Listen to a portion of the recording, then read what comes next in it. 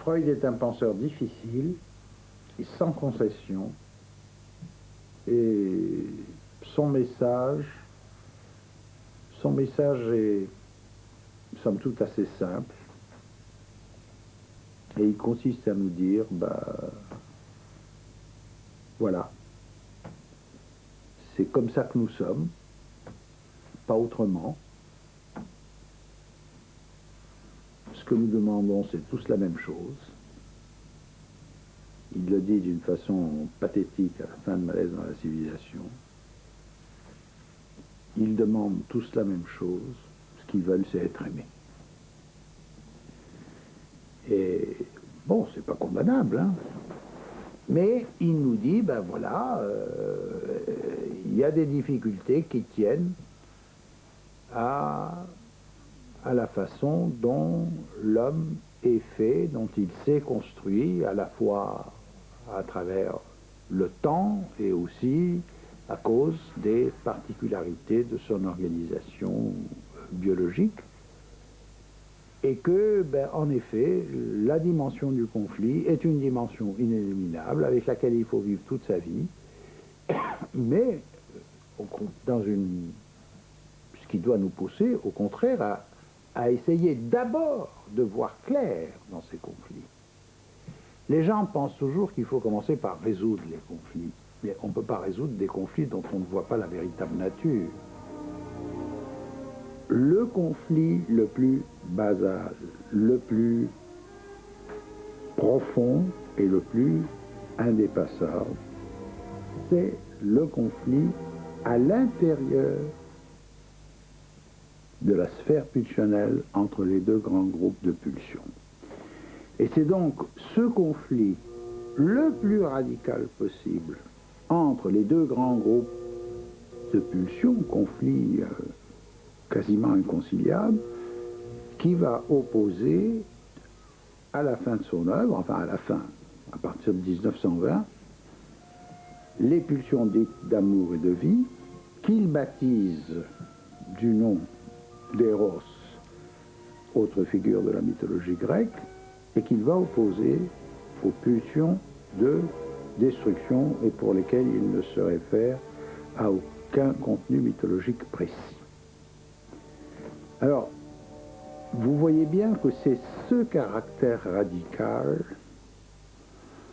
qui, à la fois, à mon avis, rend compte du tragique de l'homme et en même temps suscite chez nous une sorte de réticence à accepter cette version des choses parce que ça, on peut avoir envie d'y réagir, mais alors, il n'y a aucune chance que ça s'arrange jamais.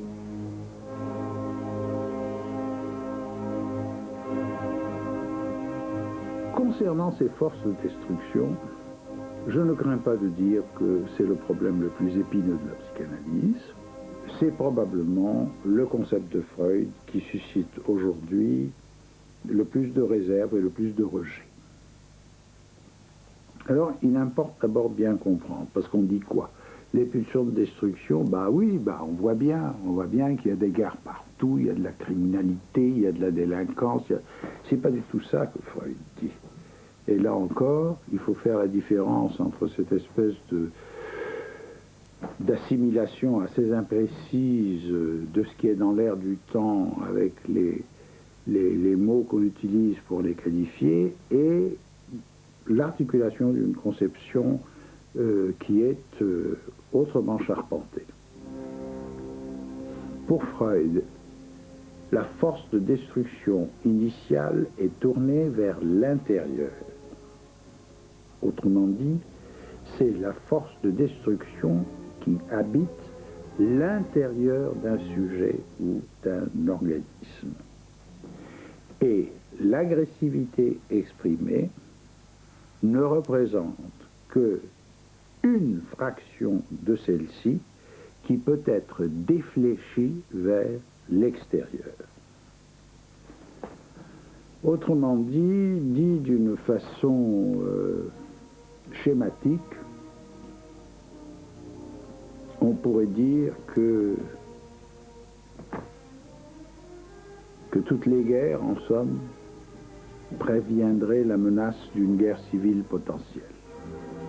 Bon, c'est une manière de le dire pour faire image. Et c'est pour bien montrer que la question de la destructivité est d'abord interne et que celle qui s'exprime au dehors par les agressions à l'égard de l'autre n'en représente qu'une fraction dérivée. La violence est avant tout née du sentiment d'impuissance, de désespoir et de détresse.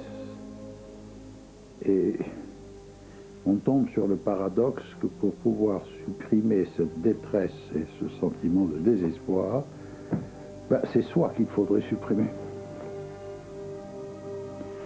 Et comme je le disais tout à l'heure,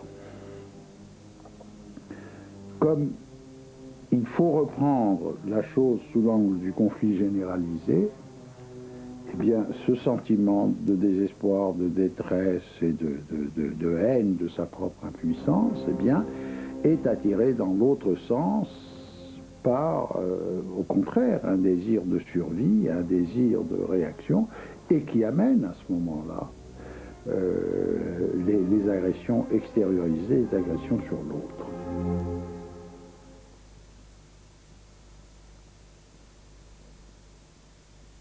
Je fais l'hypothèse, et c'est une hypothèse qui a été très bien accueillie par mes collègues, qu'il existe en nous, c'est somme toute ma version de ce que c'est que l'éros, une fonction objectalisante.